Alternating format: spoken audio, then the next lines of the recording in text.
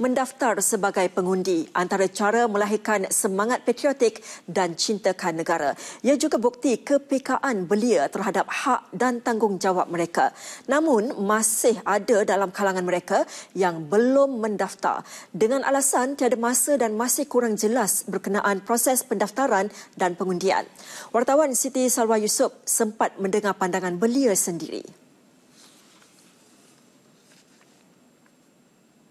Bagi saya sebagai rakyat Malaysia untuk mengundi, memilih siapakah yang pucuk pimpinan negara. Sebenarnya I tahu yang lepas 21 tahun tu kena mengundi, tapi macam tak ada lagi hebahan lah, like betul-betul kena mengundi ke tak. So I pun tak sure about that lah.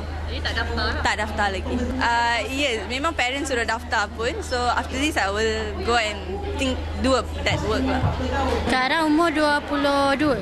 Dah daftar mengundi? Dah. Mungkin dia orang punya awareness kurang, saya rasa. Mungkin multimedia dan sebagainya boleh memainkan peranan lah untuk bagi tahu sebab kenapa kita perlu mengundi. Sometimes ada juga yang macam setengah pihak yang macam memang tak nak ambil tahu pun sebenarnya.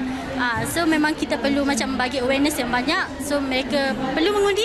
So pemimpin yang kita pilih tu pun adalah pemimpin yang terbaik.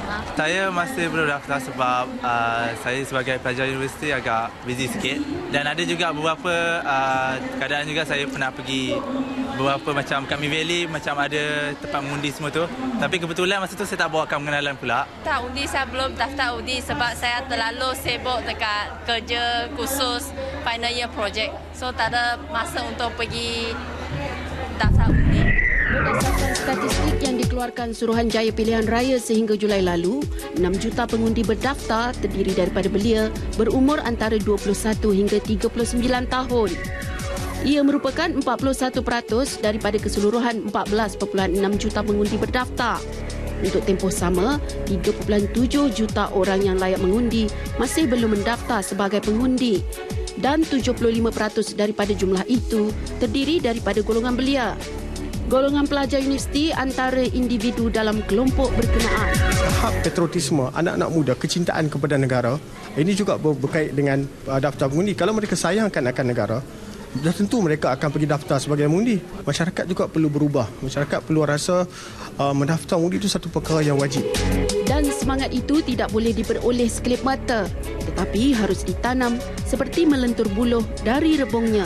Menjadi tanggungjawab keluarga dan institusi pendidikan dalam menanam semangat cintakan negara kepada generasi muda. Mereka merasakan bahawasanya pilihan raya ini undi mereka hanya satu. Jadi satu undi mungkin tidak membawa makna. Itu dalam pandangan mereka. Sedangkan satu undi inilah yang menentukan masa depan negara. Mereka tidak mahu terlibat dengan mana-mana parti politik. Berpolitik dengan menyertai parti politik adalah satu perkara yang berbeza. Jadi untuk daftarkan sebagai pengundi ini, semua pihak perlu terlibat dan bertanggungjawab. Berdasarkan rekod SPR, bagi 3 pilihan raya umum lalu, penglibatan pengundi belia adalah seramai 4.17 juta orang pada PRU 11, 4.24 juta orang pada PRU 12 dan 5.56 juta orang pada PRU 13. Sebagai golongan harapan negara, belia harus membudayakan sikap bertanggungjawab dalam apa jua aspek. Belia juga menjadi pendokong dan pemangkin pelbagai sektor dalam negara. Justru, mendaftar sebagai pengundi dan mengundi dalam pilihan raya harus menjadi salah satu agenda mereka dalam melaksanakan tanggungjawab sebagai rakyat Malaysia.